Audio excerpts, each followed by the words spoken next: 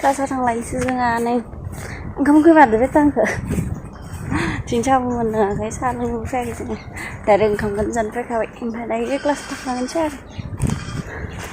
नै आंनि सेन्टारनि गस्लाया नैबे मेमनि गोजाया ओमफ्राय आंनिया गुफुरसो जाबाय वाइटसो जाबाय आरो ना हियानो थोआसै माने बेनिखायनो आंनिया गुफुरसो जाबाय दाना मादिनो गुफुरबाबोथ' मोजां न' गुफुराव रेड होदो ओमफ्राय नैबे आरो रेड जिं जिंनियाल'सो गुफुर जायोमोन आरो ओमफ्राय आंनिया नै जिं जिंनिखौ गोजा होनानै गेजेरनिखौ गुफुर होबाय ओमफ्राय आखाइखौ गोजा होबाय मादि नुदों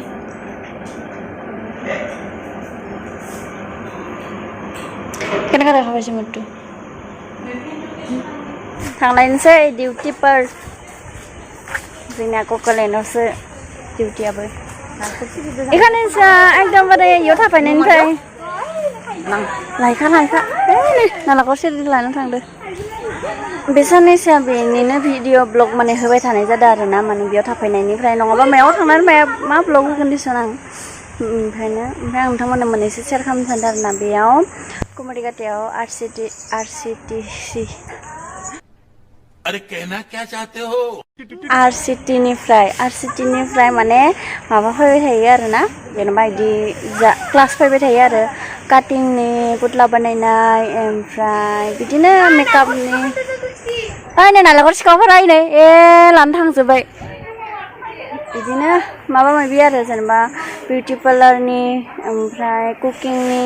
बिदिनो बायदिसिना फैबाय थायो ओमफ्राय बेयाव लाखांनायफोरा जों दा लानो मोननाय नंला आरो ओमफ्राय जाय लानो गोसो बिथांमोना खबर लाहोबानो जाबाय आरसिटिनिफ्राय बेयाव मा होनो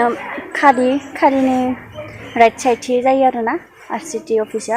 बेयाव खबर लाबानो जाबाय आरो सोरबाफोर लानो गोसोबा कुमारिघाटा टु तामुलपुर एरियानि मानसिफोरा ओमफ्राय दायो जोङो थांलायनोसै क्लासाव पुतला ओमफ्राय जोंनिया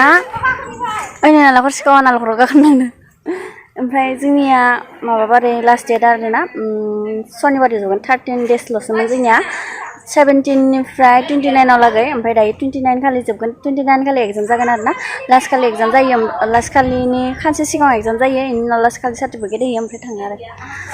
जोंनि नै नालेंखर सिखाव इज कामिं सालानिबो जोङो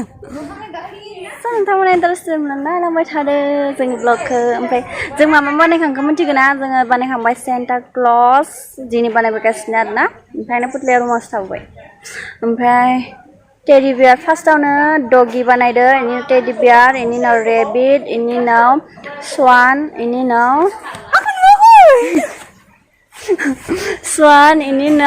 बेनि उनाव मामोनलाय स्वाननि उनावनो माबा आरो हेंगार माबानि हालरनि मुफुरनि हेंगारनि उनाव दायो जोङो सेन्टा क्लजनि उनाव माबा मुफुर बानायगासिनो बिसोरो मुफुर ओइ बे फिसाया जलायलायनाया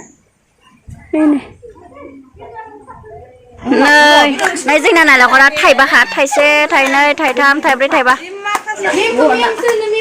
नैला जानोसै जोंहा सोलोंनोसै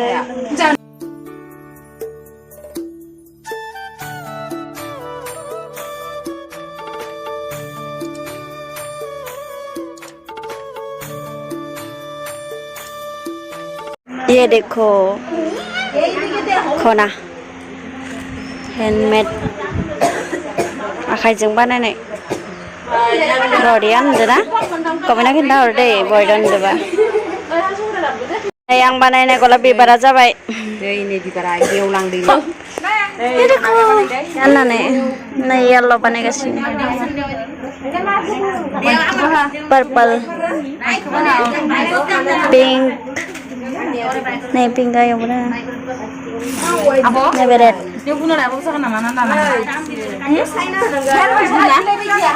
मा गुना माबायदि ओइखौ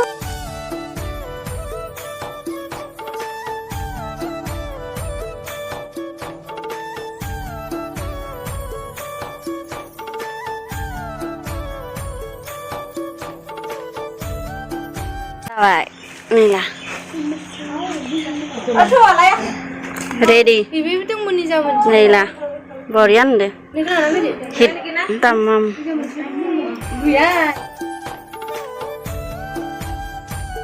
माम जानो थांनोसै जोंहा माम जानो खांखांनाबो जों नेबाय थानांगोन बिसोरखौ बिबार होनायखाय बयबो मोजां नांसोगारो देखाबाय नै मालाय इनि थाबायनाय स्टाइला फेशन श' मिस इन्डिया जागोन इयो मिस इन्डिया देखो बिबार दिनै बिबार होनायखाय मानसिफोरा बारायनो मोजां जासोदों आरो मोजां नांसोदों आरो नायखाय थाब फायनानै जों थांग्रोनोसै जों जेब्लायबो फार्स्ट ओंखाम जानायाव खानसे सुनांगौ मानांगौ ना ओमफ्राय आंनि खर'बो जाबाय थादों दिनै मानोबा मिथिया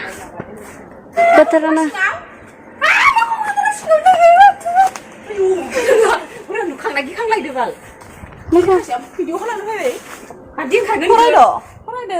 माखौबा जाजोब्बायबासो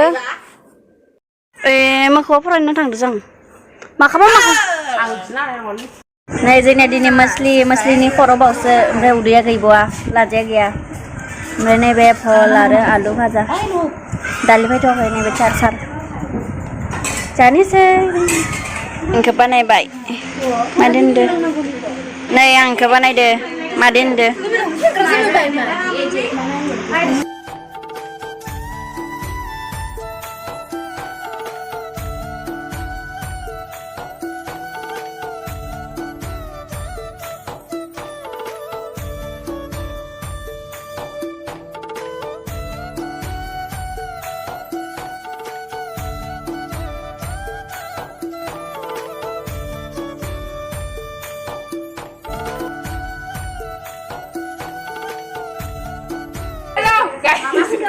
deh bung deh hello guys जेबो रोंदों ना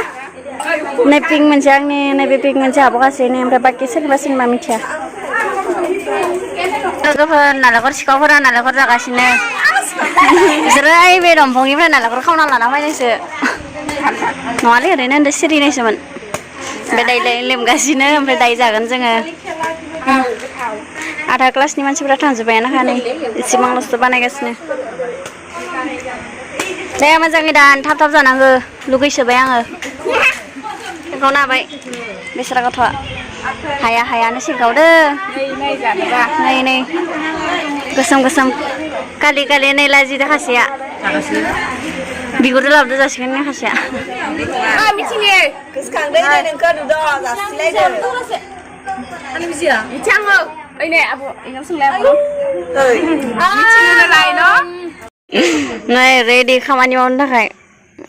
बेयाव मा बेखौ फुगोन आरोना जोङो दा बेखौ फुनांगोन दा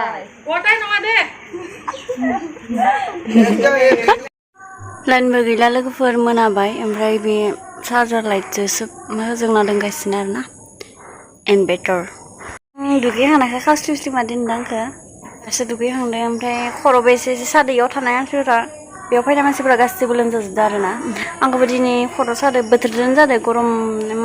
सानसेया जना थाबाय थानाय जादों ना बेखायनो गरम हाबलांदों खोमा दिनैनि भिडिअ बेसेबांसो लोगोफोर माबायदि मोनखो नोंथांमोना अननानै कमेन्ट बक्सआव खोन्थाहरदो आरो लोगोसे लाइक कमेन्ट शेयार खालामनानै होदो बाय बाय लोगोफोर लोगो मोनफिनगोन नेक्स्ट भिडिअ आंखौ जियाव सेस नुदो